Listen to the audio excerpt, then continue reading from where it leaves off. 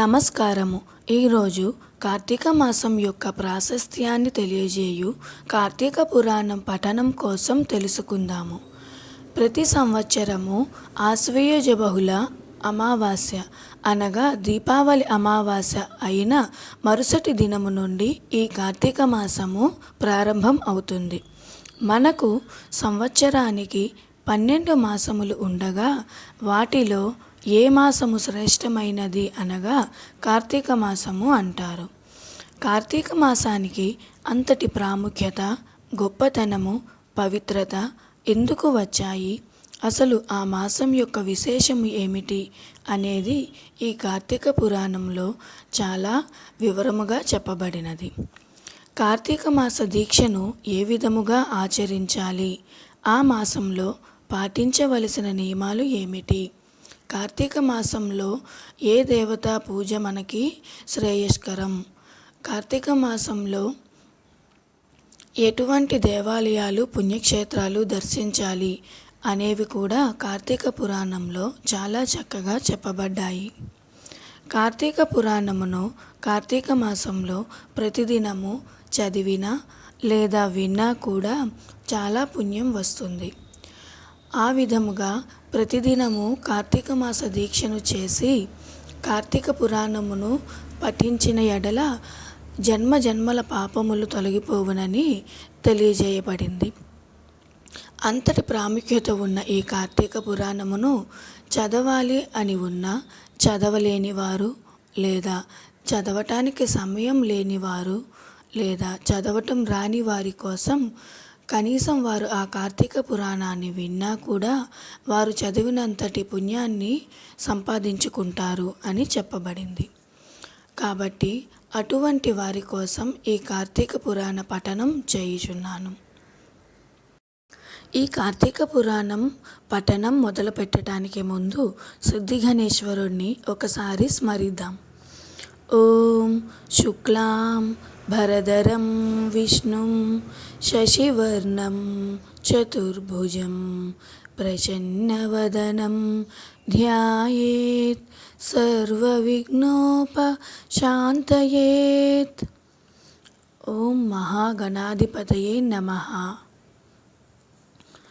ఈ కార్తీక పురాణము నేను 69 సంవత్సరములుగా విశేష ఆదరణ పొందుతున్న గొల్లపూడి వారి కార్తీక పురాణము అను పుస్తకం చూసి చదువుతున్నాను.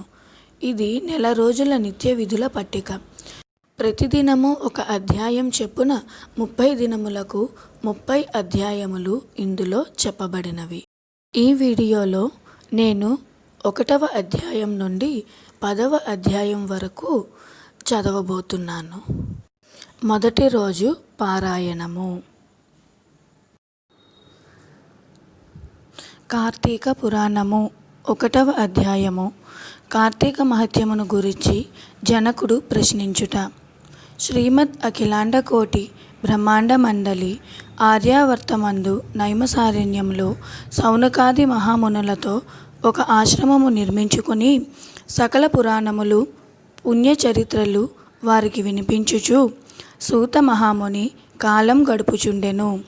ఒకనాడు సౌనకాది మహామునులు గురుతుల్యుడగు సూతుని కాంచి, ఆర్య, తమ వలన అనేక పురాణేతిహాసములు వేద వేదాంగముల రహస్యములు సంగ్రహముగా గ్రహించినారము. కార్తీక మాస మహత్యమును కూడా వివరించి దాని ఫలమును తెలుపగోరుచుంటిమి కాన తమరు ఆ వ్రతమును వివరించవలసింది అని కోరిరి. అంత ఆ సూత మహర్షి, ఓ మునిపుంగవులారా, ఒకప్పుడు ఇదే కోరికను నారదుడు సృష్టికర్తయగు బ్రహ్మను కోరుకొనగా బ్రహ్మదేవుడు అతనికి విష్ణుమూర్తి లక్ష్మీదేవికి, సాంబశివుడు పార్వతీదేవికి తెలియచేసిన విధముగా నా గాథను వినిపించెను. అట్టి పురాణ కథను మీకు తెలియచేయుదును. ఈ కథను వినుట వలన మానవులకు ధర్మార్థములు కలుగటియే కాక ఇహమందును పరమందును సకల ఐశ్వర్యములతో తులతూగుదురు. కావున శ్రద్ధగా ఆలకింపుడని ఇట్లు చెప్పెను. పూర్వం ఒకానొక దినంబున పార్వతీ పరమేశ్వరులు గగనంబున విహరించుచుండగా పార్వతీదేవి ప్రాణేశ్వర సకల ఐశ్వర్యములు కలుగుచేయునట్టిది, సకల మానవులు వర్ణభేదములు లేక ఆచరించదగినది, శాస్త్ర సమ్మతమైనది, సూర్యచంద్రులు ఉన్నంత వరకు ఆచరింపబడేది అగు వ్రతమును వివరింపుడని కోరెను. అంతట మహేశుడు మందహాసమొనరించి, దేవి, నీవు అడుగుచున్న వ్రతము స్కాందపురాణమున చెప్పబడి ఉన్నది. దానిని ఇప్పుడు వశిష్ఠ మహాముని మిథిలాధీశుడగు జనక మహారాజునకు వివరింపబోవుచున్నాడు. చూడు, మా మిథిలా నగరము వైపు అని మిథిలా నగరపు దిశగా చూపించెను. అట మిథిలా నగరములో వశిష్ఠుని రాకకు జనకుడు సంతసించి ఆర్ఘ్యపాద్యములతో సత్కరించి కాళ్ళు కడిగి ఆ జలమును శిరస్సుపై చల్లుకొని, మహాయోగి మునివర్య, తమ రాక వల్ల నేను, నా శరీరము, నా దేశము, నా ప్రజలు పవిత్రులమైతిమి. తమ పాదధూళిచే నా గేహము పవిత్రమైనది. తమరు ఇటరికేల వచ్చితిరో సెలవొసంగుడని వేడుకొనెను. అందులకు వశిష్ఠుడు, జనక మహారాజా, నేనొక మహాయజ్ఞం చేయ తలపెట్టి తిని, దానికి కావలసిన అర్ధబలము అంగబలము మిమ్మల్ని అడిగి క్రతువు ప్రారంభింతుమని నిశ్చయించి ఇటు వచ్చి తిని అని పలుకగా, జనకుడు, మునిచంద్రమ, అటులనే ఇత్తును, స్వీకరింపుడు. కానీ చిరకాలము నుండి నాకొక సందేహము కలదు. తమ బోటి దైవజ్ఞులనడిగి సంశయము తీర్చుకొనదలచితిని. నా అదృష్టం కొలది ఈ అవకాశము దొరికినది. గురురత్న, సంవత్సరంలో గల మాసములలో కార్తీక మాసమే ఏల అంత పవిత్రమైనది. ఆ కార్తీక మాసం గొప్పతనం ఏమి అని సంశయము నాకు చాలా కాలం నుండి ఉన్నది. కావున తాము కార్తీక మహత్యమును గురించి వివరించవలసింది అని ప్రార్థించెను. వశిష్ఠ మహాముని చిరునవ్వు నవ్వి, రాజా, తప్పక నీ సంశయము తీర్చగలను. నే చెప్పబోవు వ్రత కథ సకల మానవులను ఆచరించదగినది, సకల పాపహరమైనది అయి ఉన్నది. ఈ కార్తీక మాసము హరిహర స్వరూపము. ఈ మాసమునందు ఆచరించు వ్రతము యొక్క ఫలం ఇంత అని చెప్పనలవి కాదు. వినుటకు కూడా ఆనందదాయకమైనది. అంతయేగాక వినినంత మాత్రముననే ఎట్టి నరకబాధలు లేక ఇహమందును పరమందును సౌఖ్యమును పొందగలరు. నీ బోటి సజ్జనులు ఈ కథను గురించి అడిగి తెలుసుకొనుటకు ఉత్తమమైనది. శ్రద్ధగా ఆలకింపుమని ఇట్లు చెప్పసాగెను. వశిష్ఠుడు కార్తీక వ్రత విధానం తెలుపుట. ఓ మిథిలాధీశ్వర జనక మహారాజా, ఏ మానవుడైనను ఏ వయస్సు వాడైనను ఉచ్చ నీచ అనే భేదము లేక కార్తీక మాసములో సూర్యభగవానుడు తులారాశియందు ఉండగా వేకోజామున లేచి కాలకృత్యములు తీర్చుకొని స్నానమాచరించి దాన ధర్మములను దేవతా పూజలను చేసినచో దాని వలన అగణిత పుణ్యఫలము లభించును. కార్తీక మాస ప్రారంభం నుండి ఇట్లు చేయుచు విష్ణు సహస్రనామార్చన, శివలింగార్చన ఆచరించుచుండవలెను. ముందుగా కార్తీక మాసమునకు ఆదిదేవతయగు దామోదరునికి నమస్కరించి, ఓ దామోదర, నేను చేయు కార్తీక వ్రతమునకు ఎట్టి ఆటంకములు రానీక నన్ను కాపాడుము అని ధ్యానించి వ్రతమును ప్రారంభించవలయును. కార్తీక స్నాన విధానము. ఓ రాజా, ఈ వ్రతమాచరించు దినములలో సూర్యోదయమునకు పూర్వమే లేచి కాలకృత్యములు తీర్చుకొని నదికి పోయి స్నానమాచరించి గంగకు, శ్రీమన్నారాయణకు, పరమేశ్వరునకు, భైరవునకు నమస్కరించి సంకల్పం చెప్పుకొని మరలా నీటి మునిగి సూర్య భగవానుకు ఆర్ఘ్యప్రదానమొసంగి పితృదేవతలకు క్రమ ప్రకారముగా తర్పణములొనర్చి గట్టుపై 3 దోసిళ్ల నీళ్లు పోయవలెను. ఈ కార్తీక మాసములో పుణ్యనదులైన గంగా, గోదావరి, కృష్ణ, కావేరి, తుంగభద్ర, యమున మున్నగు నదులలో ఏ ఒక్క నదిలోనైనను స్నానమాచరించిన ఎడల గొప్ప ఫలములు కలుగును.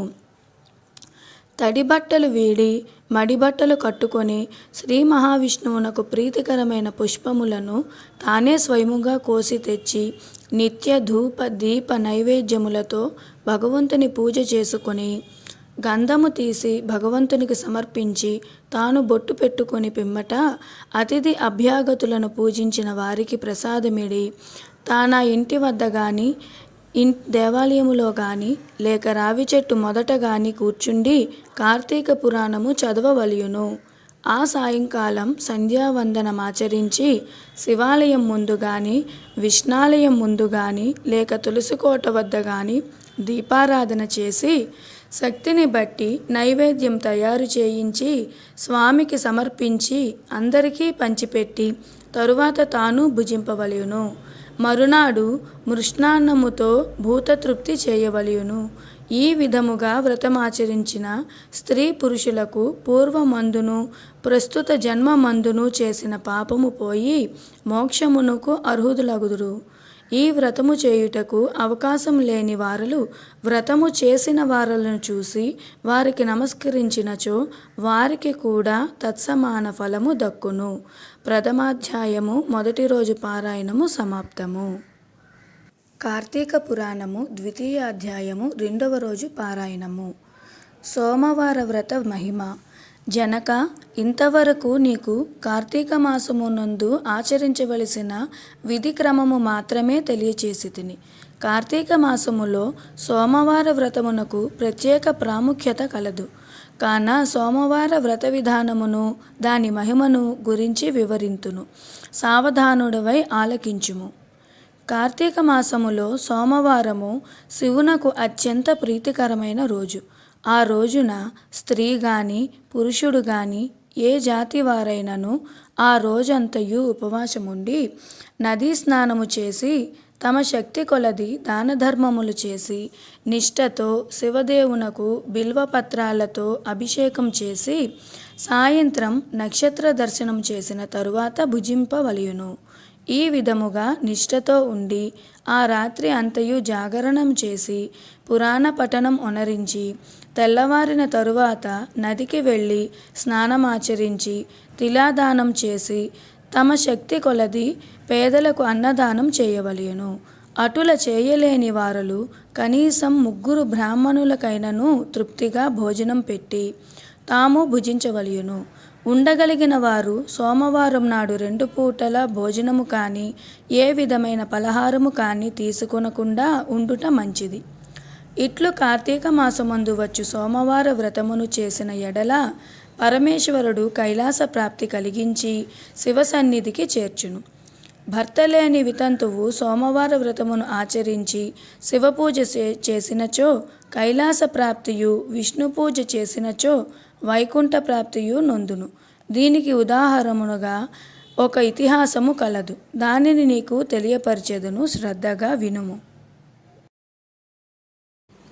కార్తీక సోమవార ఫలముచే కుక్క కైలాసమందుట.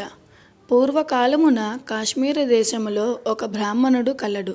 అతడు పురోహిత వృత్తిని చేపట్టి తన కుటుంబమును పోషించుకుంటూ ఉండెను.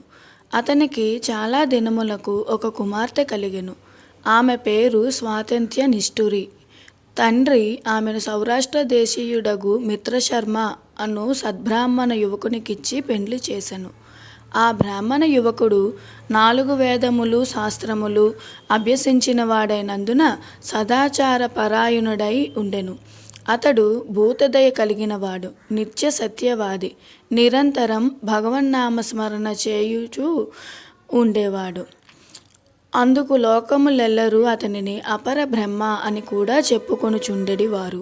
ఇటువంటి ఉత్తమ పురుషుని భార్య అగు నిష్ఠురి యవ్వన గర్వముతో కన్ను మిన్ను కానక పెద్దలను దూషించుచు అత్తమామలను భర్తను తిట్టుచు కొట్టుచు రక్కుచు పరపురుష సాంగత్యము కలదై వ్యభిచారిణి అయి తన ప్రియులు తెచ్చిన తినుబండారములు బట్టలు పువ్వులు ధరించుచు దుష్టురాలై తిరుగుచుండగా వంశమునకు అప్రతిష్ట తెచ్చుచున్నదని అత్తమామలు ఆమెను తమ ఇంటి నుండి వెడలగొట్టిరి.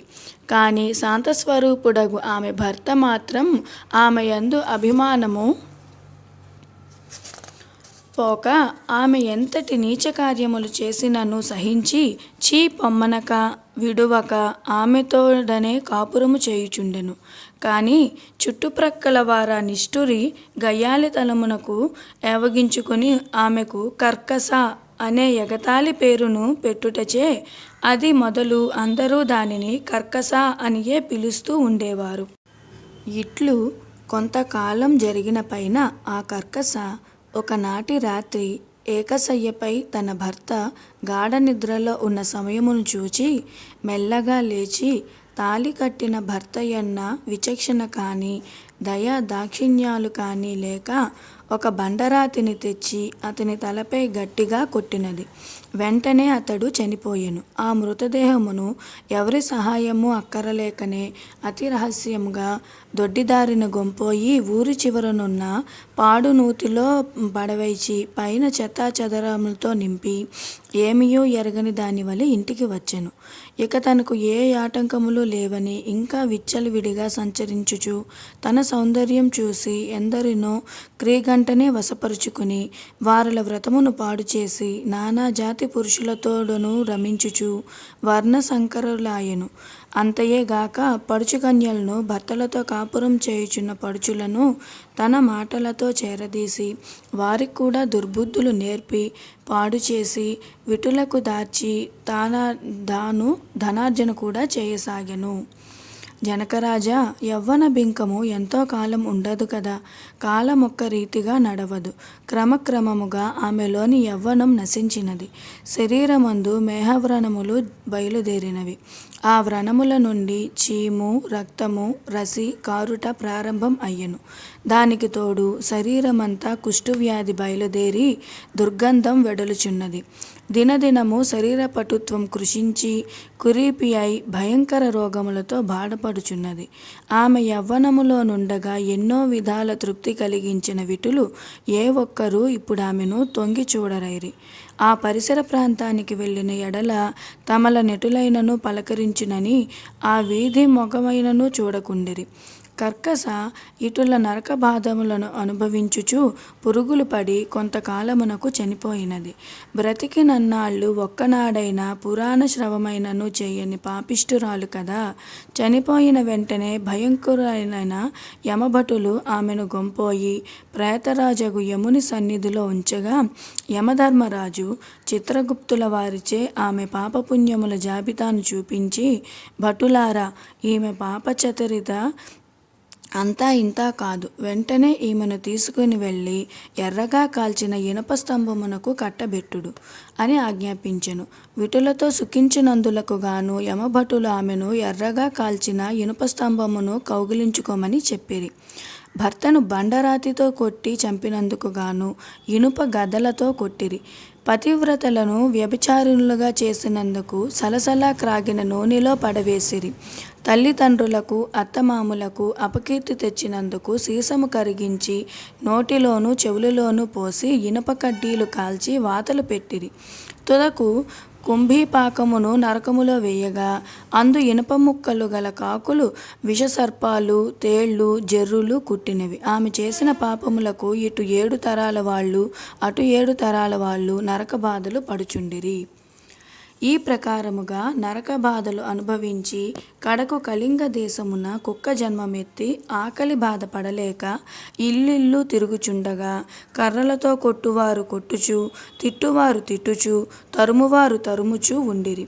ఇట్లుండగా ఒకానొకడొక శ్రోత్రియ బ్రాహ్మణుడు కార్తీక సోమవారం వ్రతమాచరించి ఉపవాసం ఉండి సాయంత్రం నక్షత్ర దర్శనం చేసి బలి అన్నము నురుగుపై పెట్టి కాళ్ళు చేతులు కడుగుకొనుటకై లోనికేగిన సమయమును చూచి ఈ కుక్క వచ్చి ఆ బలి అన్నము తినెను. వ్రతనిష్ఠాగరిష్ఠుడైన ఆ విప్రుని పూజా విధానముచే జరిపించిన బలియన్న మగుట చేతను ఆ రోజు కార్తీక మాస సోమవార మగుట వలయును కుక్క ఆ రోజంతయు ఉపవాసముతో ఉండుట వలయును శివపూజ పవిత్ర స్థానమైన ఆ ఇంట దొరికిన ప్రసాదం తినుట వలయును ఆ సునకమునకు జన్మాంతర జ్ఞానముద్భవించెను. వెంటనే ఆ సునకము విప్రకులోత్తమ నన్ను కాపాడుము అని మొరపెట్టుకొనెను. ఆ మాటలు బ్రాహ్మణుడు ఆలకించి బయటకు వచ్చి చూడగా కుక్క తప్ప అన్యులెవరూ లేనందున లోనికేగెను. మరలా రక్షింపుము రక్షింపుము అని కేకలు వినపడెను. మరలా విప్రుడు బయటికి వచ్చి, ఎవరు నీవు, నీ వృత్తాంతమేమి అని ప్రశ్నించగా, అంతా ఆ కుక్క, మహానుభావ, ఈ పుట్టుకకు వెనుక 15 జన్మల ముందు విప్రకులాంగను నేను. వ్యభిచారిణినై అగ్నిసాక్షిగా పెండ్లాడిన భర్తను చంపి వృద్ధాప్యములో కుష్ఠురాలినై తనువు చాలించిన తరువాత యమదూతల వల్ల మహానరక అనుభవించి నా పూర్వీకుల పుణ్యఫలము వల్ల ఈ జన్మలో కుక్కను అయితిని. ఈరోజు మీరు కార్తీక సోమవారం వ్రతము చేసి ఇచ్చట ఉంచిన బలి అన్నం తినుట వలన నాకీ జ్ఞానోదయము కలిగినది. కావున ఓ విప్రోత్తమ, నాకు మహోపకారముగా మీరు చేసిన కార్తీక సోమవార వ్రత ఫలమొకటి ఇచ్చి నాకు మోక్షము కలిగించమని ప్రార్థించుచున్నాను అని వేడుకొనగా, కార్తీక సోమవార వ్రతములో చాలా మహత్యం ఉన్నదని గ్రహించి ఆ బ్రాహ్మణుడు ఒక సోమవారం నాటి ఫలమును ఆమెకు ధారపోయగా వెంటనే ఒక పుష్పక విమానం అక్కడికి వచ్చెను. ఆమె అందరికీ వందనము చేసి అక్కడి వారందరూ చూచుచుండగానే ఆ విమానం ఎక్కి శివ సాన్నిధ్యమున కేగెను. వింటివా జనక మహారాజా? కావున నీవును ఈ కార్తీక సోమవార వ్రతము ఆచరించి శివ సాన్నిధ్యమును పొందుదుమని వశిష్ఠుల వారు హితబోధ చేసి ఇంకనూ ఇట్లు చెప్పుదొడంగిరి. 2వ అధ్యాయము 2వ రోజు పారాయణము సమాప్తము. కార్తీక పురాణము 3వ అధ్యాయము 3వ రోజు పారాయణము. కార్తీక మాస స్నాన మహిమ. జనక మహారాజా, కార్తీక మాసమున ఏ ఒక్క చిన్న దానము చేసినను అది గొప్ప ప్రభావము కలదై వారికి సకల ఐశ్వర్యములు కలుగటయే కాక మరణ అనంతరం వారు శివ సాన్నిధ్యమును చేరుదురు. కానీ కొంతమంది అస్థిరములైన భోగభాగ్యములు విడవలేక కార్తీక స్నానములు చేయక అవినీతిపరులై భ్రష్టులై సంచరించి కడకు క్షుద్ర జన్మలు అనగా కోడి, కుక్క, పిల్లిగా జన్మింతురు. అధమము కార్తీక మాస శుక్ల పౌర్ణమి రోజునైనను స్నానదాన జపతపాదులు చేయుకోకపోవుట వలన అనేక చండాలాది జన్మలెత్తి కడకు బ్రహ్మరాక్షసిగా పుట్టుదురు. దీనిని గురించి నాకు తెలిసిన ఇతిహాసం ఒకటి వివరించెదను. సపరివారముగా శ్రద్ధగా ఆలకింపుము. బ్రహ్మరాక్షసులకు ముక్తి కలుగుట. ఈ భరతఖండ మండలి దక్షిణ ప్రాంతమున ఒకానొక గ్రామములో మహావిద్వాంసుడు, తపస్సాలి, సత్యవాక్య పరిపాలకుడు అగు తత్వనిష్ఠుడను బ్రాహ్మణుడు ఒకడు ఉండెడువాడు. ఒకనాడు ఆ బ్రాహ్మణుడు తీర్థయాత్రాసక్తుడై అఖండ గోదావరికి బయలుదేరెను. ఆ తీర్థ సమీపమున ఒక మహావటవృక్షంపైన భయంకర ముఖములతోనూ దీర్ఘ కేశములతోనూ బలిష్టంబులైన కోరలతోనూ నల్లని బాణపొట్టలతోనూ చూచువారికి అతి భయంకర రూపములతో 3 బ్రహ్మరాక్షసులు నివసించుచు ఆ దారిన బోవు బాటసారులను బెదిరించి వారిని భక్షించుచు ఆ ప్రాంతమంతయు భయకంపితము చేయుచుండిరి. తీర్థయాత్రకై బయలుదేరి అఖండ గోదావరి పుణ్యక్షేత్రమున పితృదేవతలకు పిండ ప్రదానం చేయుటకు వచ్చుచున్న విప్రుడు ఆ వృక్షము చెంతకు చేరుసరికి యథాప్రకారముగా బ్రహ్మరాక్షసులు క్రిందకు దిగి అతనిని చంపబోవు సమయమున బ్రాహ్మణుడు ఆ భయంకర రూపములను చూచి గజగజ వణుకుచు ఏమియూ తోచక నారాయణ స్తోత్రం బిగ్గరగా పఠించుచు, ప్రభో, ఆర్తత్రాణ పరాయణ, అనాథ రక్షక, ఆపదలోనున్న గజేంద్రుని, నిండు సభలో అవమానాల పాలగుచున్న మహాసాధ్వి ద్రౌపదిని, బాలుడగు ప్రహ్లాదుడిని రక్షించిన విధముగానే ఆ పిశాచముల బారి నుండి నన్ను రక్షించు తండ్రి అని వేడుకొనగా ఆ ప్రార్థనలు విన్న బ్రహ్మరాక్షసులకు జ్ఞానోదయం కలిగి, మహానుభావ, మీ నోటి నుండి వచ్చిన శ్రీమన్నారాయణ స్తుతి విని మాకు జ్ఞానోదయం అయినది, మమ్ము రక్షింపుడు అని ప్రాధేయపడిరి. వారి మాటలకు విప్రుడు ధైర్యం తెచ్చుకుని, ఓయి, మీరెవరు? ఎందులకు మీకీ రాక్షస రూపంబులు కలిగెను? మీ వృత్తాంతము తెలుపుడు అని పలుకగా వారు, విప్రపుంగవ, మీరు పూజ్యులు, ధర్మాత్ములు, వ్రతనిష్ఠాపరులు. మీ దర్శన భాగ్యం వలన మాకు పూర్వజన్మ మందలి కొంత జ్ఞానము కలిగినది. ఇక నుండి మీకు మా వలన ఏ ఆపద కలగదు అని అభయమిచ్చిరి. అందుక బ్రహ్మరాక్షసుడు తన వృత్తాంతము ఈ విధముగా చెప్పసాగాను. నాది ద్రావిడ దేశం, బ్రాహ్మణుడను, నేను పండితుడనని గర్వము కలవాడనై యుంటిని. న్యాయాన్యాయ విచక్షణలు మాని పశువు వలె ప్రవర్తించి తిని. బాటసారుల వద్ద, అమాయకపు గ్రామస్తుల వద్ద దౌర్జన్యంగా ధనం లాగుకొనుచు, దుర్వ్యసనాలతో భార్యాపుత్రాదులను సుఖపెట్టక, పండితుల నవమానపరచుచు లుబ్ధుడనై లోకకంటకుడిగా ఉండి తిని.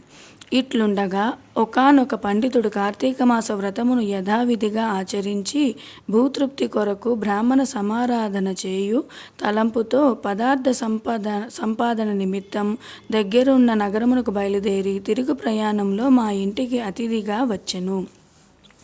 వచ్చిన పండితుడిని నేను దూషించి కొట్టి అతని వద్దనున్న ధనము వస్తువులు తీసుకుని ఇంటి నుండి గెంట వైచితిని. అందులోకి ఆ విప్రునకు కోపము వచ్చి, ఓరి నీచుడా, అన్యాక్రాంతముగా డబ్బు కూడబెట్టినది చాలక మంచి చెడ్డలు తెలియక తోటి బ్రాహ్మణుడని కూడా ఆలోచించక కొట్టి తిట్టి వస్తు సామ్రాజ్ఞి దోచుకొంటివి కాన నీవు రాక్షసుడివై నరభక్షకుడువుగా నిర్మానుష్య ప్రదేశంలో ఉందువుగాక అని శపించుటచే నాకు ఈ రాక్షస రూపం కలిగినది. బ్రహ్మాస్త్రమునైనను తప్పించుకోవచ్చు కానీ బ్రాహ్మణ శాపమును తప్పించలేము కదా. కాన నా అపరాధము క్షమింపునని వానిని ప్రార్థించి తిని. అందులకు అతడు దయతలిచి, ఓయి గోదావరి క్షేత్రమందొక వటవృక్షము కలదు. నీవందు నివసించుచు ఏ బ్రాహ్మణుడు కార్తీక వ్రతమాచరించి పుణ్యఫలమును సంపాదించి ఉండునో ఆ బ్రాహ్మణుని వలన పునర్జన్మ నొందుదువుగాక అని వెడలిపోయెను. ఆనాటి నుండి నేను ఈ రాక్షస రూపమున నరభక్షణ చేయుచుంటిని. కాన ఓ విప్రోత్తమ, నన్ను నా కుటుంబం వారిని రక్షింపుడని మొదట రాక్షసుడు తన వృత్తాంతము చెప్పెను. ఇక రెండవ రాక్షసుడు, ఓ ద్విజోత్తమ, నేను కూడా పూర్వజన్మలో బ్రాహ్మణుడనే. నేను నీచుల సహవాసము చేసి తల్లిదండ్రులను బాధించి వారికి తిండి పెట్టక మార్చి అన్నము రామచంద్ర అనునట్లు చేసి వారి ఎదుటనే నా భార్యాబిడ్డలతో పంచభక్ష పరమాన్నములతో భుజించుచుండెడివాడను. నేను ఎట్టి దాన ధర్మములు చేసి ఎరుగను. నా బంధువులు కూడా హింసించి వారి ధనము అపహరించి రాక్షసుని వలె ప్రవర్తించి తిని. కాన నాకీ రాక్షసత్వం కలిగెను. నన్ని పాప పంకిమల నుండి ఉద్ధరింపుము అని బ్రాహ్మణుని పాదాలపై పడి పరిపరి విధములా వేడుకొనెను. మూడవ రాక్షసుడు కూడా తన వృత్తాంతమును ఇటులు తెలియజేశాను. మహాశయ, నేనొక సంపన్న కుటుంబంలో పుట్టిన బ్రాహ్మణుడను. నేను విష్ణు ఆలయములో అర్చకునిగా ఉంటిని. స్నానమైనను చేయక కట్టుబట్టలతో దేవాలయంలో తిరుగుచుండెడివాడను. భగవంతునికి ధూప దీప నైవేద్యములైనను అర్పించక భక్తులు గొని తెచ్చిన సంభారములను నా ఉంపుడుగత్తుకు అందజేయుచు మద్యమాంసములను సేవించుచు పాపకార్యములు చేసినందున నా మరణ అనంతరము ఈ రూపము ధరించి తిని. కావున నన్ను కూడా పాప విముక్తిని కావింపమని ప్రార్థించెను. ఓ జనక మహారాజా, తపోనిష్ఠుడగా విప్రుడు పిశాచములు దీనాలాపము ఆలకించి, ఓ బ్రాహ్మరాక్షసులారా భయపడకుడు. మీరు పూర్వజన్మలో చేసిన ఘోర కృత్యంబు వల్ల మీకు ఈ రూపము కలిగెను. నా వెంట రండు, మీకు విముక్తి కలిగింతును అని వారి నోదార్చి తనతో కొనిపోయి ఆ మువ్వురి యాతనా విముక్తికై సంకల్పం చెప్పుకొని తానే స్వయముగా గోదావరిలో స్నానమాచరించి స్నాన పుణ్యఫలమున ముగ్గురు రాక్షసులకు ధారపోయగా వారి వారి రాక్షస రూపములు పోయి దివ్య రూపములు ధరించి వైకుంఠమునకెగిరి. కార్తీక మాసములో గోదావరి స్నానమాచరించినచో హరిహరాదులు సంతృప్తి నొంది వారికి సకల ఐశ్వర్యములు ప్రసాదింతురు. అందువలన ఎంత ప్రయత్నించినా సరే కార్తీక స్నానాలు ఆచరించాలి. తృతీయ అధ్యాయము 3వ రోజు పారాయణము సమాప్తము. ఓం నమః శివాయ. కార్తీక పురాణం చతుర్థ అధ్యాయం 4వ రోజు పారాయణము. దీపారాధన మహిమ.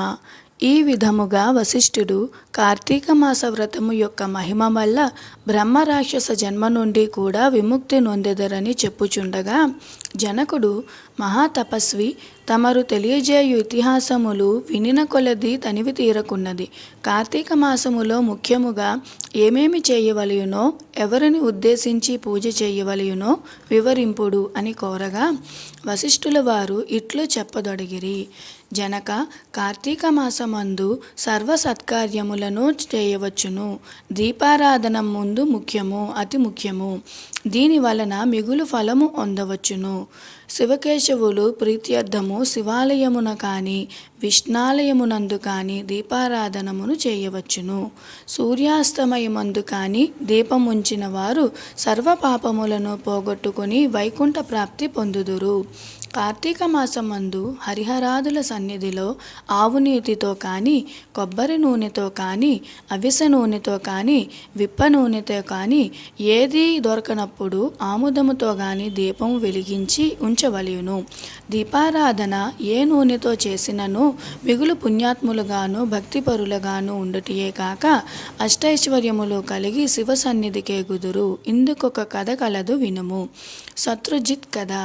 పూర్వము పాంచాల దేశమును పాలించుచున్న రాజుకు సంతతి లేక అనేక యజ్ఞయాగాదులు చేసి తుదకు విసుగు చెంది గోదావరి తీరమున నిష్ఠతో తపమాచరించుచుండగా అచ్చటకు పిప్పలాదుడను మునిపుంగవుడు వచ్చి, పాంచాల రాజా, నీవెందులకింత తపమాచరించుచున్నావు? నీ కోరిక ఏమి అని ప్రశ్నించగా, ఋషి పుంగవ, నాకు అష్టైశ్వర్యములు, రాజ్యము, సంపద ఉన్నను. నా వంశము నిల్పుటకు పుత్ర సంతానము లేక కృంగి కృషించి ఈ తీర్థస్థానమున తపమాచరించుచున్నాను అని చెప్పెను. అంత మునిపుంగవుడు, ఓయి, కార్తీక మాసమున శివ సన్నిధిని శివదేవుని ప్రీతి కొరకు దీపారాధనము చేసిన ఎడల నీ కోరిక నెరవేరగలదు అని చెప్పి వెడలిపోయెను. వెంటనే పాంచాలరాజు తన దేశమునకు వెడలి పుత్రప్రాప్తికై అతి భక్తితో శివాలయమున కార్తీక మాసం 1 రోజులు దీపారాధన చేయించి దాన ధర్మములతో నియమానుసారముగా వ్రతము చేసి ప్రసాదములను ప్రజలకు పంచిపెట్టుచు విడువకుండా 1 దినములు అటులు చేసెను. తత్పుణ్యకార్యముల వలన ఆ రాజు భార్య గర్భవతి అయి క్రమముగా 9 మాసములు నిండిన తరువాత ఒక శుభముహూర్తమున ఒక కుమారుని గనెను. రాజకుటుంబీకులు మిగులు సంతోషించి తమ దేశమంతటను పుత్రోత్సవములు చేయించి బ్రాహ్మణులకు దానధర్మములు చేసి ఆ బాలునకు శత్రుజిత్తు అని నామకరణము చేయించి అమిత గారాభముతో పెంచుచుండిరి. కార్తీక మాస దీపారాధన వలన పుత్ర సంతానము కలిగినందువలన తన దేశమంతను ప్రతి సంవత్సరం కార్తీక మాస వ్రతములు దీపారాధనలు చేయుడని రాజు శాసించెను. రాజకుమారుడు శత్రుజిత్తు దినదిన ప్రబద్ధమానుడగుచు సకల శాస్త్రములు చదివి ధనుర్విద్య, కత్తిసాము మొదలగునవి నేర్చుకునెను. కానీ యవ్వనము రాగానే దుష్టుల సహవాసముల చేతను తల్లిదండ్రుల గారాభము చేతను తన కంటికింపగు స్త్రీలను బలాత్కరించుచు ఎదిరించిన వారిని దండించుచు తన కామవాంఛ తీర్చుకొనుచుండెను. తల్లిదండ్రులు కూడా తమకు లేక కలిగిన కుమారుని ఎడల చూచి చూడనట్లు విని విననట్లు ఉండిరి. శత్రుజిత్తు ఆ రాజ్యములో తన కార్యములకు అడ్డుచెప్పు వారలను నరుకుదునని కత్తి పట్టుకుని ప్రజలను భయకంపితులను చేయుచుండెను. అటుల తిరుగుచుండగా ఒక దినమున ఒక బ్రాహ్మణ పడుచును చూచుట తటస్థించెను. ఆమె ఒక ఉత్తమ బ్రాహ్మణుని భార్య, మిగులు రూపవతి. ఆమె అందచందములను వర్ణించుటకు ఆ మన్మధుడికైనను సఖ్యము కాదు. అట్టి స్త్రీ కంటపడగానే రాజకుమారుని మతి మందగించి కొయ్య బొమ్మ వలె నిశ్చేత్తుడై కామవికారముతో ఆమెను సమీపించి తన కామవాంఛ తెలియచేసెను. ఆమె కూడా అతని సౌందర్యానికి ముగ్ధురాలై కులము, శీలము, సిగ్గు విడచి అతని చెయ్యి పట్టుకుని తన సయనుంది రానికి తీసుకుని పోయి భోగములు అనుభవించెను. ఇట్లు ఒకరికొకరు ప్రేమలో పరవశులగుట చేత వారు ప్రతిదినము అర్ధరాత్రి వేళ ఒక అజ్ఞాత స్థలములో కలుసుకొనుచు తమ కామవాంఛ తీర్చుకొనుచుండిరి. ఇటుల కొంతకాలము జరిగెను. ఎటులనో ఈ సంగతి ఆమె మగనికి తెలిసి పసిగట్టి భార్యను రాజకుమారుణ్ణి ఒకేసారి చంపవలయునని నిశ్చయించి ఒక ఖడ్గమును సంపాదించి సమయము కొరకు నిరీక్షించుచుండెను. ఇట్లుండగా కార్తీక శుద్ధ పౌర్ణమి రోజున ఆ ప్రేమికులిరువురును శివాలయమున కలుసుకొనవలెనని నిర్ణయించుకొని ఎవరికి వారు రహస్య మార్గమున బయలుదేరిరి. ఈ సంగతి ఎటులో పసిగట్టిన బ్రాహ్మణుడు అంతకు ముందే కత్తితో సహా బయలుదేరి గర్భగుడిలో దాగియుండెను. ఆ కాముకులిద్దరును గుడిలో కలుసుకుని గాఢలింగమునర్చుకుని చూసిన సమయమున చీకటిగా ఉన్నది. దీపముండినా బాగుండును కదా అని రాకుమారుడనగా ఆమె తన పైట చెంగును చించి అక్కడున్న ఆముదపు ప్రమిదలో ముంచి దీపము వెలిగించెను. ఆ తరువాత వారిరువను మహానందముతో రతిక్రీడలు సలుపుటకు వృద్ధిగ్ధులగుచుండగా అదే యదునుగా ఆమె భర్త తన మొలనున్న కత్తి తీసి ఒక్క వ్రేటుతో తన భార్యను ఆ రాజకుమారుడిని ఖండించి తను కూడా పొడుచుకొని మరణించెను. వారి పుణ్యం కొలది ఆ రోజు కార్తీక శుద్ధ పౌర్ణమి సోమవారం అగుట వలన ఆ రోజు ముగ్గురును చనిపోవుట వలయనును శివదూతలు ప్రేమికులిరువుని తీసుకొని పోవుటకును యమదూతలు బ్రాహ్మణుని తీసుకుపోవుటకును అక్కడకు వచ్చిరి. అంత యమదూతలను చూచి బ్రాహ్మణుడు, ఓ దూతలారా, నన్ను తీసుకుని వెళ్ళుటకు మీరేలా వచ్చినారు? కామాంధకారముతో కన్ను మిన్ను తెలియక పశుప్రాయముగా వ్యవహరించిన ఆ వ్యభిచారుల కొరకు శివదూతలు విమానములో వచ్చుటేలా? చిత్రముగా ఉన్నదే అని ప్రశ్నించెను. అంత యమకింకరులు, ఓ బాపడా, వారెంతటి నీచులైనను ఈ పవిత్ర దినమున అనగా కార్తీక పౌర్ణమి సోమవారం దినమున తెలిసో తెలియకో శివాలయములో శివుని సన్నిధిని దీపం వెలిగించుట వలన అప్పటి వరకు వారు చేసిన పాపములన్నీయును నశించిపోయినవి. కావున వారిని కైలాసమునకు తీసుకుని పోవుటకు శివదూతలు వచ్చినారు అని చెప్పగా ఈ సంభాషణ అంతయు వినిచున్న రాజకుమారుడు, అలా ఎన్నటికిని జరగనివ్వను.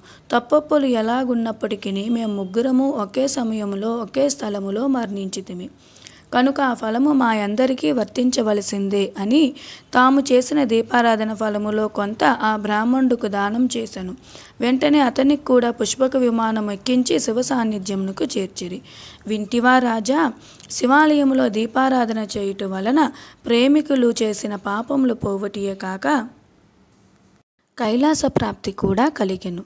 కాన కార్తీక మాసములో నక్షత్రమాలయందు దీపముంచిన వారు జన్యరాహిత్యమొందుదురు. చతుర్థ అధ్యాయము 4వ రోజు పారాయణము సమాప్తము. ఓం నమ శివాయ. కార్తీక పురాణము 5వ అధ్యాయము 5వ రోజు పారాయణము. వనభోజన మహిమ. ఓ జనక మహారాజా, కార్తీక మాసములో స్నానదాన పూజానంతరమున దేవాలయమునందు కానీ విష్ణాలయమునందు కానీ శ్రీమద్ భగవద్గీత పారాయణము తప్పక చేయవలెను. అట్లు చేసిన వారి సర్వ పాపములను నివృత్తి అగును. ఈ కార్తీక మాసములో కరవీర పుష్పములు శివకేశవులకు సమర్పించిన వారు వైకుంఠమునకు వెళ్ళుదురు. భగవద్గీత కొంతవరకు పఠించిన వారికి విష్ణులోకం ప్రాప్తించును. కడకందలి శ్లోకములో ఒక్క పాదమైనను కంఠస్థమునరించిన ఎడల విష్ణు సాన్నిధ్యం పొందుదురు. కార్తీక మాసములో పెద్ద ఉసిరికాయలతో నిండి ఉన్న ఉసిరి చెట్టు క్రింద సాలగ్రామమును యథోచితంగా పూజించి విష్ణుమూర్తిని ధ్యానించి ఉసిరి చెట్టు నీడను భుజించవలెను. బ్రాహ్మణులకును కూడా ఉసిరి చెట్టు క్రిందనే భోజనం పెట్టి దక్షిణ తాంబూలములతో సత్కరించి నమస్కరించవలెను. వీలును బట్టి ఉసిరి చెట్టు క్రింద పురాణ కాలక్షేపం చేయవలెను. ఈ విధంగా చేసిన బ్రాహ్మణ పుత్రునకు నీచ జన్మము పోయి నిజరూపము కలిగెను అని వశిష్ఠుల వారు చెప్పిరి. అది విని జనక మహారాజు, మునివర్య, ఆ బ్రాహ్మణ యువకునకు నీచ జన్మ మేల కలిగెను, దానికి గల కారణమేమి అని ప్రశ్నించగా వశిష్ఠుల వారు ఈ విధంబుగా చెప్పనారంభించిరి. కిరాతక మూషికములు మోక్షము పొందుట. రాజా, కావేరీ తీరమందొక చిన్న గ్రామమున దేవశర్మ అను బ్రాహ్మణుడు కలడు. అతనికి ఒక పుత్రుడు కలడు. వాని పేరు శివవర్మ. శివవర్మ చిన్నతనం నుండి భయభక్తులు లేక అతి గారాభంగా పెరుగుట వలన నీచ సహవాసములు చేసి దురాచారపరుడై మెలుగుచుండెను. అతని దురాచారములను చూచి ఒకనాడు అతని తండ్రి కుమారుని పిలిచి, బిడ్డ, నీ దురాచారములకు అంతు లేకుండా ఉన్నది. నీ గురించి ప్రజలు పలు విధములుగా చెప్పుకొనుచున్నారు. నన్ను నిలదీసి అడుగుచున్నారు. నీ వల్ల కలుగు నిందలకు సిగ్గుపడుతూ నలుగురిలో తిరగలేకపోవుచున్నాను. కాన నీవు కార్తీక మాసమున నదిలో స్నానం చేసి శివకేశవులను స్మరించి సాయంకాలం సమయమున దేవాలయములో దీపారాధన చేసిన ఎడల నీవు చేసిన పాపమును తొలగటియే కాక నీకు మోక్షప్రాప్తి కూడా కలుగును. కాన నీవు అటులు చేయమని బోధించెను. అంతటా ఆ కుమారుడు, తండ్రి, స్నానము చేయుట వంటి మురుకు పోవుటకు మాత్రమే కానీ వేరు కాదు. స్నానం చేసి పూజలు చేసినంత మాత్రాన భగవంతుడు కనిపించునా? దేవాలయంలో దీపములు వెలిగించిన లాభమేమి? వాటిని ఇంటిలోనే పెట్టుట మంచిది కాదా అని వ్యతిరేక అర్థములతో పెడసరముగా సమాధానం ఇచ్చెను. కుమారుని సమాధానం విని తండ్రి, ఓరి నీచుడా, కార్తీక మాస ఫలమునంత చులకనగా చూస్తున్నావు కాన నీవు అడవిలో రావి చెట్టు తొర్రయందు ఎలుక రూపంలో బ్రతికెదవు కాక అని కుమారుని శపించెను. ఆ శాపముతో కుమారుడగు శివవర్మకు జ్ఞానోదయమై భయపడి తండ్రి పాదములపై పడి, తండ్రి క్షమింపుము, అజ్ఞానాంధకారంలో పడి దైవమును దైవ కార్యములను ఎంతో చులకన చేసి వాటి ప్రభావములను గ్రహించలేకపోతిని. ఇప్పుడు నాకు పశ్చాత్తాపం కలిగినది. నాకు ఆ శాప విమోచనం ఎప్పుడో ఏ విధంగానో కలుగునో దానికి తగు తరుణోపాయమేమో వివరింపుమని ప్రాధేయపడెను. అంతట తండ్రి, బిడ్డ, నా శాపమును అనుభవించుచు మూషికమువై పడియుండగా నీవెప్పుడు కార్తీక మహాత్యమును వినగలవో అప్పుడు నీకు పూర్వ దేహస్థితి కలిగి ముక్తి నొందుదువు అని కుమారుని ఊరడించెను. వెంటనే శివవర్మ ఎలుక రూపం పొంది అడవికి పోయి ఒక చెట్టు తొర్రలో నివసించుచు ఫలములను తినుచు జీవించుచుండెను. ఆ అడవి కావేరీ నదీ తీరమునకు సమీపున ఉండుటచే స్నానార్థమై నదికి వెళ్ళువారు అక్కడున్న ఆ పెద్ద వృక్షము నీడను కొంతసేపు విశ్రమించి లోకాభిరామాయణము చర్చించుకొనుచ నదికి వెళ్ళుచుండెడివారు. ఇట్లు కొంతకాలమైన తరువాత కార్తీక మాసములో ఒకరోజు మహర్షియగు విశ్వామిత్రుల వారు శిష్య సమేతముగా కావేరీ నదిలో స్నానార్థమై బయలుదేరినారు. అట్లు బయలుదేరి ప్రయాణపు బడలిక చేత మూషికము ఉన్న ఆ వటవృక్షం కిందకు వచ్చి శిష్యులకు కార్తీక పురాణం వినిపించుచుండిరి. ఈలోగా చెట్టు త్వరలో ఉన్న ఆ వటవృక్షం చెట్టు త్వరలో నివసించుచున్న మూషికము వీరి దగ్గరకున్న పూజా ద్రవ్యముల్లో ఏదైనా తినే వస్తువు దొరుకుతుందేమోనని బయటకు వచ్చి చెట్టు మొదట నక్కి ఉండెను. అంతలో ఒక కిరాతకుడు వీరి జాడ తెలుసుకొని వీరు బాటసారులై ఉండురు, వీరి వద్దనున్న ధనం అపహరించవచ్చును అనెడు దుర్బుద్ధితో వారి కడకు వచ్చి చూడగా వారందరూ మునీశ్వరులే. వారిని చూడగానే అతని మనస్సు మారిపోయినది. వారికి నమస్కరించి, మహానుభావులారా, తమరు ఎవరు? ఎందుండి వచ్చితిరి? మీ దివ్య దర్శనంతో నా మనస్సులో చెప్పరాని ఆనందం కలుగుచున్నది కాన వివరింపుడు అని ప్రాధేయపడెను. అంత విశ్వామిత్రుల వారు, ఓయి కిరాతక, మేము కావేరీ నదీ స్నానార్థమై ఈ ప్రాంతమునకు వచ్చితిమి. స్నానమాచరించి కార్తీక పురాణము పఠించుచున్నాము. నీవును ఇచ్చట కూర్చుండి సావధానుడివై ఆలకింపుడు అని చెప్పిరి. అటుల కిరాతకుడు కార్తీక మహత్యమును శ్రద్ధగా ఆలకించుచుండగా తన వెనుకటి జన్మ వృత్తాంతమంతయు జ్ఞాపకము వచ్చి పురాణ శ్రవణ అనంతరం వారికి ప్రణమిల్లి తన పల్లెకు పోయెను. అటులనే ఆహారమునకై చెట్టు మొదట దాగియుండి పురాణమంతయు వినుచుండిన ఎలుక కూడా తన వెనుకటి బ్రాహ్మణ రూపము పొంది, మునివర్య, ధన్యోస్మి, తమ వల్ల నేను కూడా ఈ మూషిక రూపం నుండి విముక్తుడనైతే అని వృత్తాంతమంతయు చెప్పి వెడలిపోయాను. కనుక ఓ జనక, ఇహములో సిరి సంపదలు, పరలోకమున మోక్షము కోరువారు తప్పక ఈ కార్తీక పురాణమును చదివి ఇతరులకు వినిపించవలెను. పంచమ అధ్యాయము 5వ రోజు పారాయణము సమాప్తము. ఓం నమ శివాయ. కార్తీక పురాణము షష్టమ అధ్యాయం 6వ రోజు పారాయణము. దీపదాన విధి మహత్యము. ఓ రాజశ్రేష్ఠుడా, ఏ మానవుడు కార్తీక మాసం నెల రోజులు పరమేశ్వరుని శ్రీ మహావిష్ణువును పంచామృత స్నానం చేయించి కస్తూరి కలిపిన మంచి గంధపు నీటితో భక్తిగా పూజించునో అట్టి వానికి అశ్వమేధయాగం చేసినంత పుణ్యము దక్కును. అటులనే ఏ మానవుడు కార్తీక మాసమంతయు దేవాలయమునందు దీపారాధన చేసినచో వానికి కైవల్యం ప్రాప్తించును. దీపదానం చేయుట ఎటులన పైడ ప్రత్తి తానే స్వయముగా తీసి శుభ్రపరిచి వత్తులు చేయవలెను.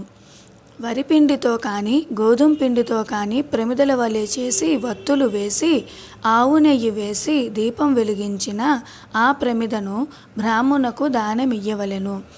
శక్తి కొలది దక్షిణ కూడా ఇవ్వవలెను.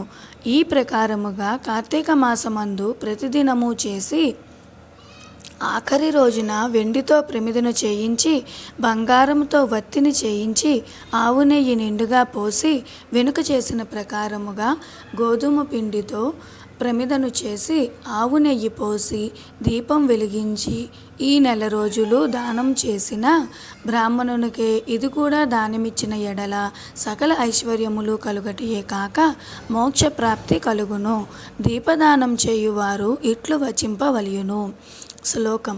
సర్వజ్ఞానప్రదం దివ్యం సర్వసంపత్సుఖావహం దీపదానం ప్రదస్యామి శాంతిరస్తు సదా మమ అని స్తోత్రం చేసి దీపదానం చేయవలెను. దీని అర్థం ఏమనగా, అన్ని విధముల జ్ఞానం కలుగచేయునదియు సకల సంపదలు ఇచ్చినదియగు ఈ దీపదానము చేయుచున్నాను, నాకు శాంతి కలుగుగాక అని అర్థం. ఈ విధముగా దీపదానం చేసిన తరువాత బ్రాహ్మణ సమారాధన చేయవలెను. శక్తి లేని ఎడల 10 మంది బ్రాహ్మణులకైనను భోజనమిడి దక్షిణ తాంబూలములు ఇవ్వవలెను. ఈ విధముగా పురుషులు కానీ స్త్రీలు కానీ ఏ ఒక్కరు చేసినను సిరి సంపదలు, విద్య అభివృద్ధి, ఆయుర్వృద్ధి కలిగి సుఖింతురు. దీనిని గురించి ఒక ఇతిహాసం కలదు, దానిని వివరించెదను ఆలకింపమని వశిష్ఠుడు జనకునితో ఇట్లు చెప్పసాగెను. లుబ్ధ వితంతువు స్వర్గమునకు ఏగుట.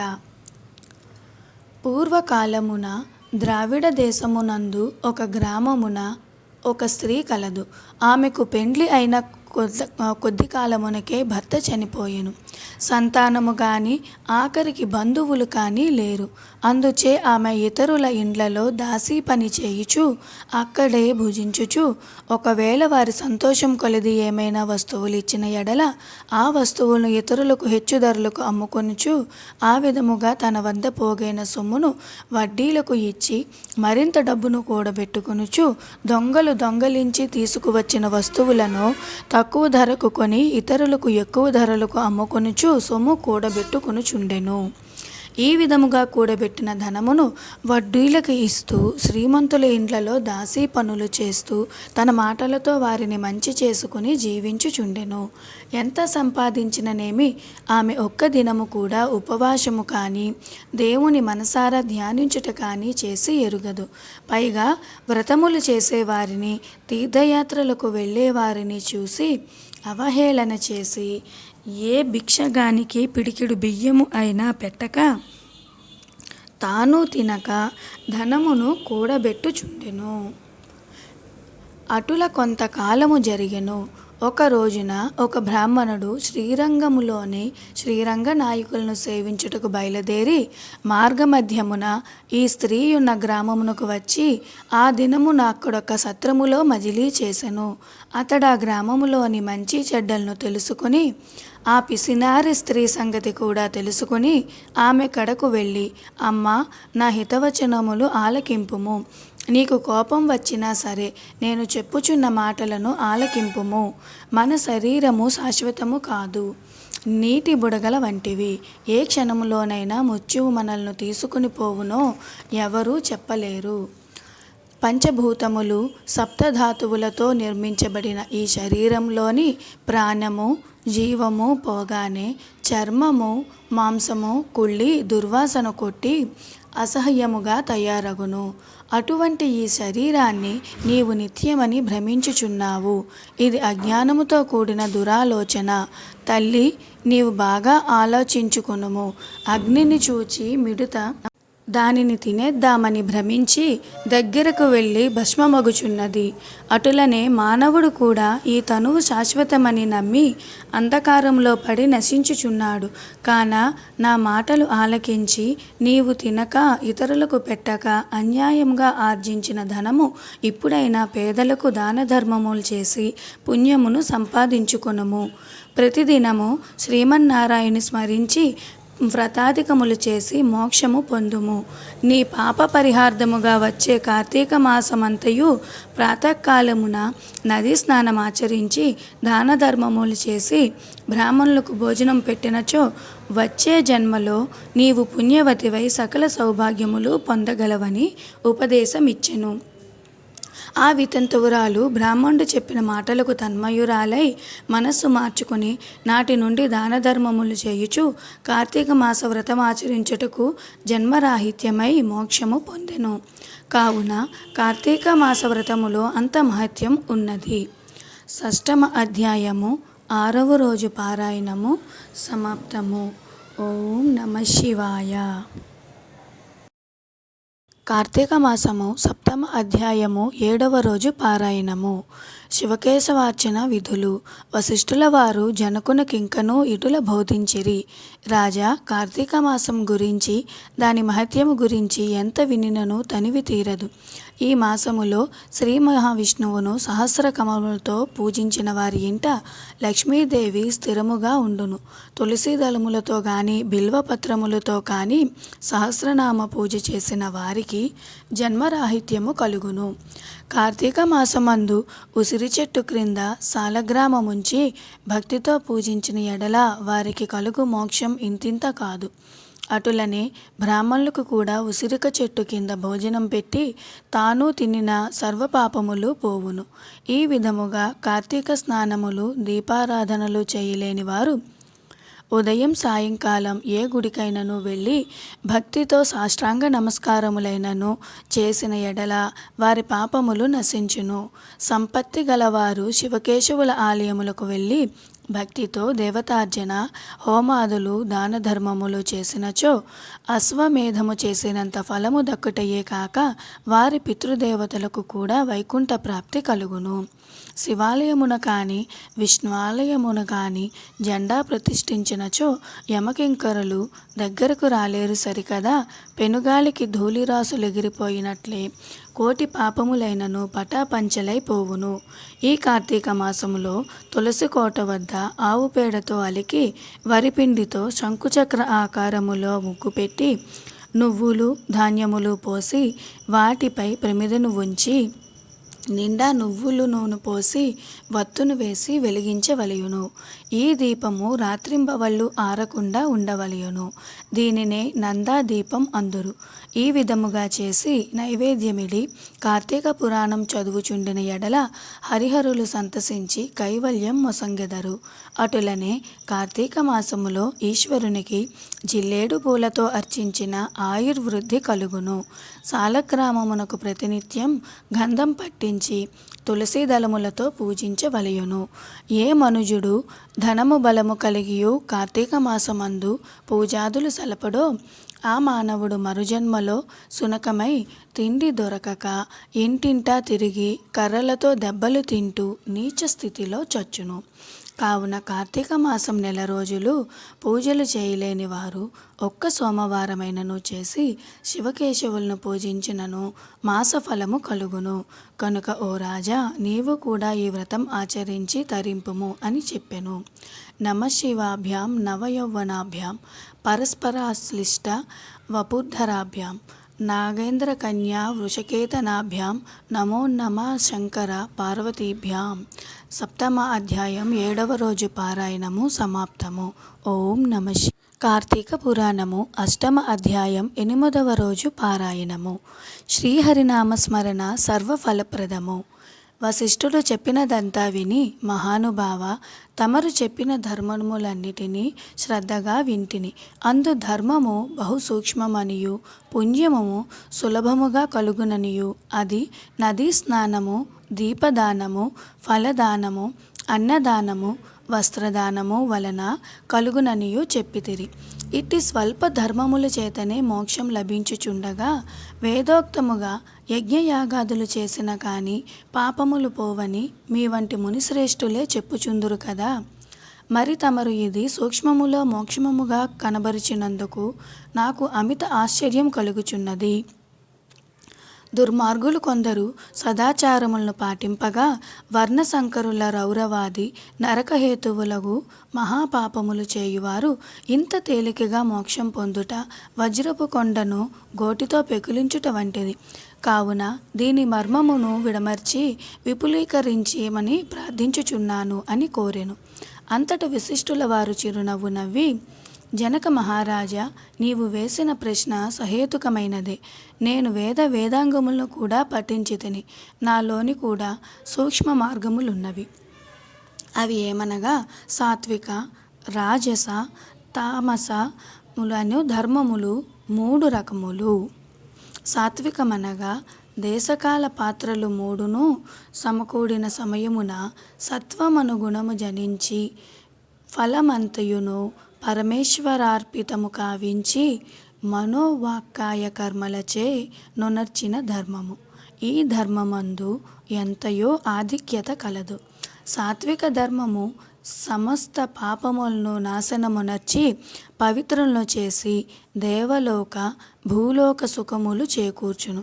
ఉదాహరణముగా తామ్రవర్ణి నది సముద్రమున కలియు తావునందు స్వాతికార్తెలో ముత్యపు చిప్పలో వర్షబిందువు పడి దగదగా మెరిసి ముత్యమగు విధముగా సాత్వికత వహించి సాత్విక ధర్మమాచరించుచు గంగా, యమున, గోదావరి, కృష్ణ, పుష్కరాలు మొదలగు పుణ్యకాలములందు దేవాలయములందు వేదములు పఠించి సదాచారుడై కుటుంబీకుడైన బ్రాహ్మణునకు ఎంత స్వల్పదానం చేసిననో లేక ఆ నదీ తీరమందున్న దేవాలయములో జప తపాదులొనరించును విశేష ఫలము పొందగలరు. రాజస ధర్మమనగా ఫలాపేక్ష కలిగి శాస్త్రోక్త విధులను విడిచి చేసిన ధర్మం.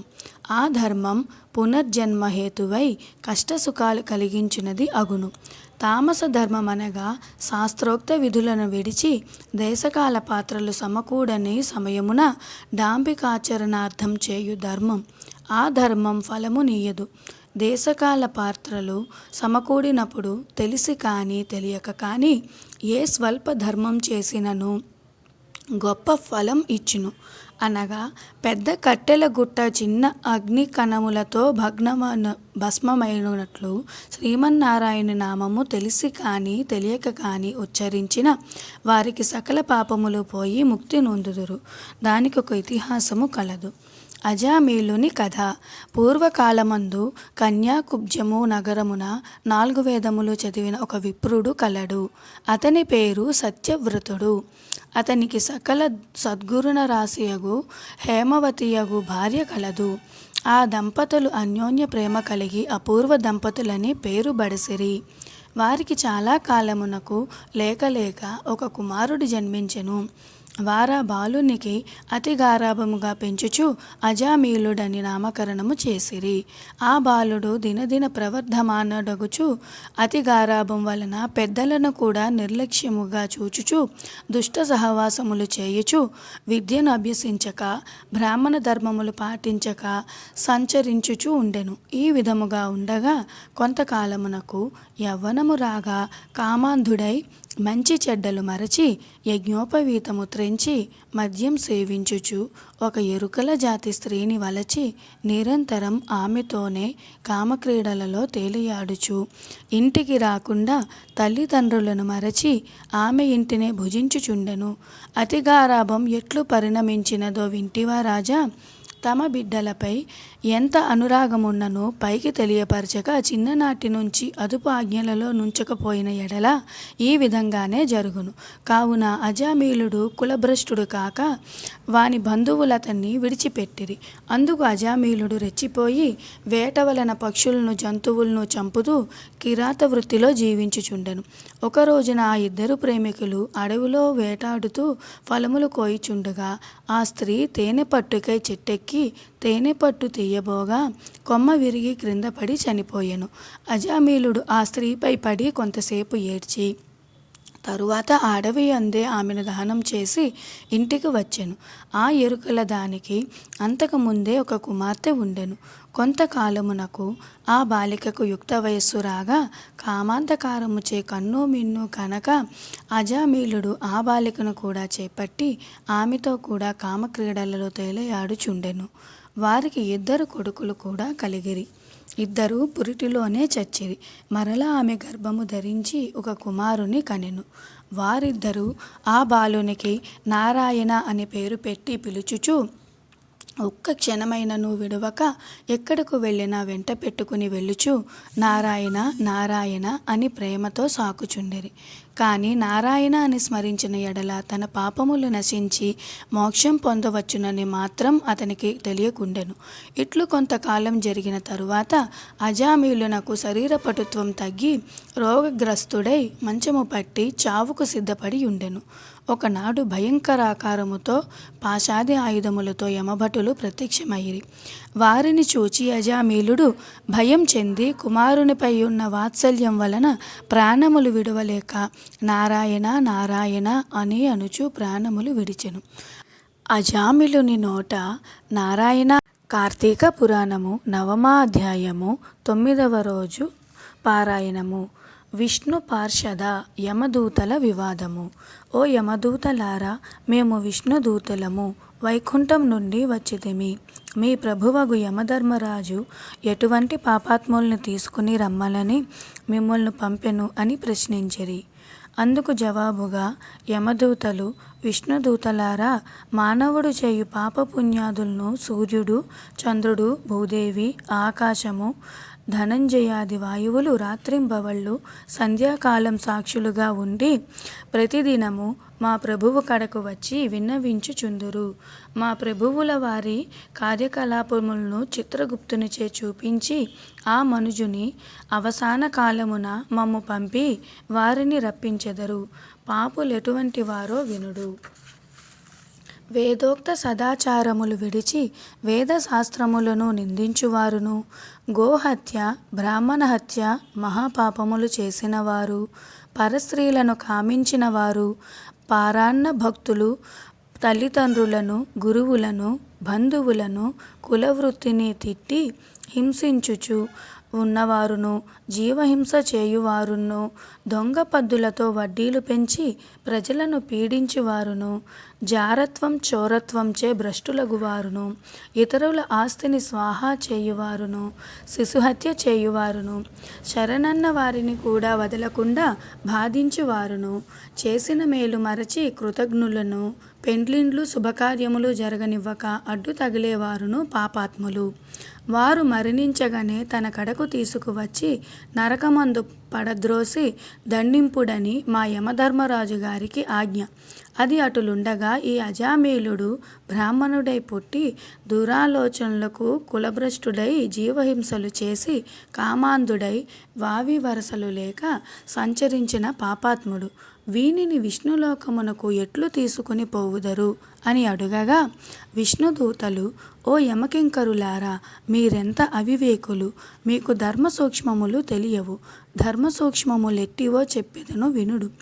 సజ్జనులతో సహవాసం చేయువారును, జపదాన ధర్మములు చేయువారును, అన్నదానము, కన్యాదానము, గోదానము, సాలగ్రామ దానము చేయువారును, అనాథ ప్రేత సంస్కారములు చేయువారును, తులసి వనమును పెంచువారును, తటాకములు త్రవ్వించువారును, చేయువారును శివకేశవులను పూజించువారును సదా హరినామ స్మరణ చేయువారును మరణకాలున ముందు నారాయణ అని శ్రీహరిని కానీ శివ అని శివుని కానీ స్మరించువారును తెలిసి కానీ తెలియక కానీ మరే రూపమును కానీ హరినామ స్మరణ చెవిన పడిన వారును పుణ్యాత్ములు. కాబట్టి అజామిళుడు ఎంత పాపాత్ముడైనను మరణకాలమున నారాయణ అని స్మరించుచు చనిపోయెను. కాన మేము వైకుంఠమునకు తీసుకుని పోవుదము అని పలికిరి. అజామిళుడు విష్ణుదూతలు యమదూతల సంభాషణలు ఆలకించి ఆశ్చర్యం పొంది, ఓ విష్ణుదూతలారా, పుట్టిన నాటి నుండి నేటి వరకు శ్రీమన్నారాయణ పూజ గాని వ్రతములు కాని ధర్మములు కాని చేసి ఎరుగను. వర్ణాశ్రమములు విడిచి కులభ్రష్టున్నై నీచకుల కాంతలతో సంసారం చేసి తిని నా కుమారుని అందున్న ప్రేమచే నారాయణ అనే మాత్రాన నన్ను ఘోర నరక బాధల నుండి రక్షించి వైకుంఠముకు తీసుకొని పోవుచున్నారు. ఆహా, నేను ఎంత అదృష్టవంతుడను! నా పూర్వజన్మ సుకృతము, నా తల్లిదండ్రుల పుణ్యఫలమే నన్ను రక్షించినది అని పలుకుచూ సంతోషముగా విమానమెక్కి వైకుంఠమునకు ఏగెను.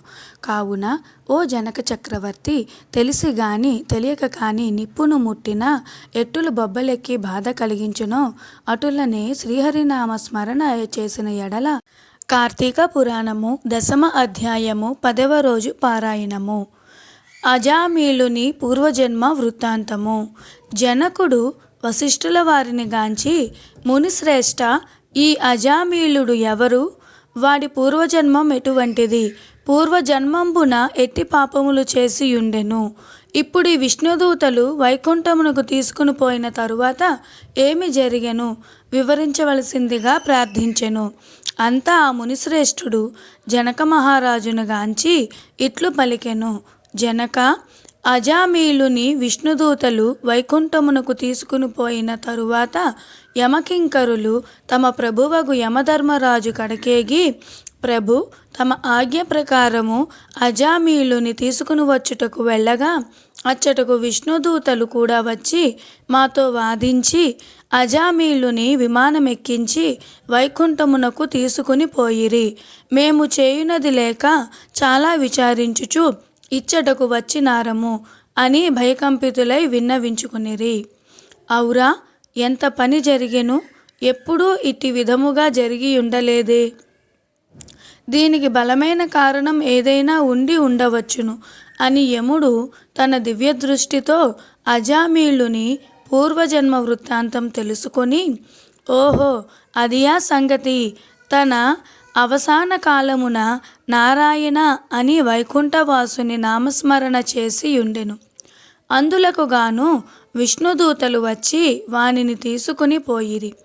తెలియక కాని తెలిసి కాని మృత్యు సమయమున హరినామస్మరణ ఎవరు చేయుదురో వారికి వైకుంఠ ప్రాప్తి తప్పక కలుగును. కనుక అజామిళునకు వైకుంఠ ప్రాప్తి కలిగను కదా అని అనుకునెను.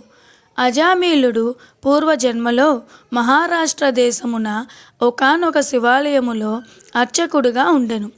అతడు తన అపురూపమైన అందం చేతను సిరి సంపదల చేతను బలము చేతను గర్విష్ఠి అయి వ్యభిచారి అయి శివారాధన చేయక శివాలయము యొక్క ధనము అపహరించుచు శివుని విగ్రహము వద్ద ధూప దీప నైవేద్యములను పెట్టక దుష్ట సహవాసములను మరిగి విచ్చలవిడిగా తిరుగుచుండెడివాడు. ఒక్కొక్కప్పుడు శివాలయంలో పరమేశ్వరునికి ఎదురుగా పాదములు ఉంచి పరుండెడివాడు. ఇతనికి ఒక బీద బ్రాహ్మణ స్త్రీతో రహస్య సంబంధం ఉండెడిది. ఆమె కూడా అందమైనదగుటచే చేయునది లేక ఆమె భర్త చూచియూ చూడనట్లు ఉండి భిక్షాటనకై ఊరూరా తిరుగుతూ ఏదో వేళకు ఇంటికి వచ్చి కాలం గడుపుచుండెడివాడు.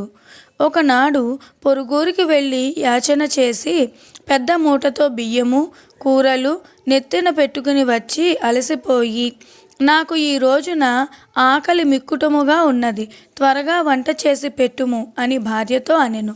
అందులోకి ఆమె చేదరించుకొనుచు నిర్లక్ష్యంతో కాళ్ళు కడుక్కొనుటకు నీళ్లు కూడా ఇయ్యక అతని వంక కన్నెత్తైనను చూడక విటునిపై మనస్సు కలది అయి మగని తోలనాడుట వలన భర్తకు కోపం వచ్చి మూలనున్న కర్రతో బాదెను. అంత ఆమె భర్త చేతి నుండి కర్ర లాగుకుని భర్తను రెండింతలు కొట్టి బయటకు త్రోసి తలుపులు మూసివేశను. అతడు చేయునది లేక భార్యపై విసుగు జనించుట వలన ఇక ఇంటి ముఖం పట్టరాదని తలపోసి దేశాటనకు వెడలిపోయెను. భర్త ఇంటి నుండి వెడలిపోయెను కదా అని సంతోషించి ఆమె ఆ రాత్రి బాగా ముస్తాబై వీధి అరుగుపై కూర్చుండి ఉండగా ఒక చాకలివాడు ఆ దారిని పోవుచుండెను. అతనిని పిలిచి, ఓయి, నీవీ రాత్రి నాతో రతిక్రీడ సలుపుటకు రమ్మని కోరెను. అంత నా చాకలి, తల్లి, నీవు బ్రాహ్మణ పడతివి, నేను నీచ కులస్థుడును చాకలివాడను. మీరీ విధముగా పిలుచుట యుక్తము కాదు. నేనిట్టి పాపపు పని చేయజాలను అని బుద్ధి చెప్పి వెడలిపోయెను.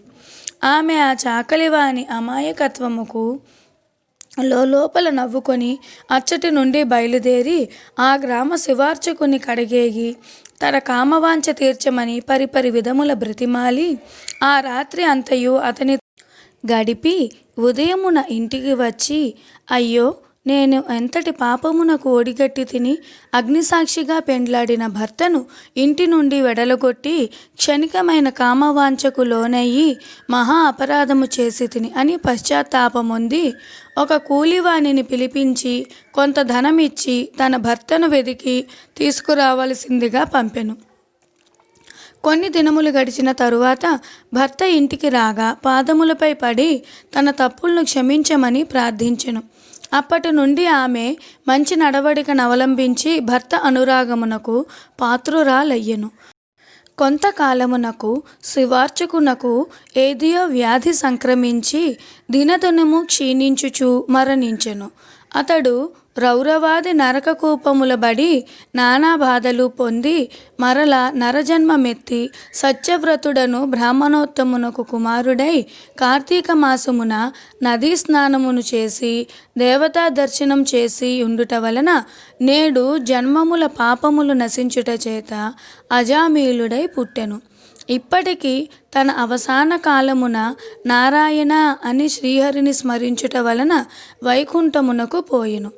బ్రాహ్మణుడు భార్యయగు ఆ కామిని కూడా రోగగ్రస్తురాలై చనిపోయెను. అనేక యమయాతనలను అనుభవించి ఒక మాలవాని ఇంట జన్మించెను. ఆ మాలవాడు ఆ పిల్ల జన్మరాశి చూపించగా తండ్రి గండమున పుట్టిందని జ్యోతిష్కుడు చెప్పెను. మాలవాడ శిశువును తీసుకుని పోయి అడవి యందు పెట్టెను. అందులో ఒక విప్రుడు ఆ దారిన పోవుచు పిల్ల ఏడుపు విని జాలి కలిగి తీసుకుని పోయి తన ఇంట దాసీకిచ్చి పోషించమనెను. ఆ బాలికనే అజామీలుడు ప్రేమించెను. వారి పూర్వజన్మ వృత్తాంతం ఇదియే. నిర్మలమైన మనస్సుతో శ్రీహరిని ధ్యానించుట, దాన ధర్మములు, శ్రీహరి కథలను ఆలకించుట, కార్తీక మాస స్థాన ప్రభావముల వలన ఎటువంటి వారైనను మోక్షమొందగలరు గాన మిగిలిన భాగములు అంటే 11 నుండి 20వ అధ్యాయం వరకు, 21 నుండి 30వ అధ్యాయం వరకు వేరొక వీడియో తీసి పెడతాను. కాబట్టి మొదట ఈ 1 నుండి 10 అధ్యాయాల వరకు వినండి. కార్తీక మాసం యొక్క మహత్యమును గూర్చి తెలుసుకొనండి. ధన్యవాదములు ఈ వీడియో చూసినందుకు. ఈ వీడియో కానీ మీకు నచ్చినట్లయితే లైక్ చేయండి, మీ ఫ్రెండ్స్ అండ్ ఫ్యామిలీకి షేర్ చేయండి. ఇంకా మొదటిసారి నా వీడియో చూస్తున్నట్లయితే నా ఛానల్ని సబ్స్క్రైబ్ చేసుకోండి. పక్కనున్న బెల్ ఐకాన్ మీద టచ్ చేసినట్లయితే మీకు నేను పెట్టే ప్రతి వీడియో యొక్క నోటిఫికేషన్ తప్పకుండా వస్తుంది. మీరు మా ఛానల్ని ఎప్పటికప్పుడు అప్డేట్గా చూసుకోవచ్చును. Thank you. ధన్యవాదములు.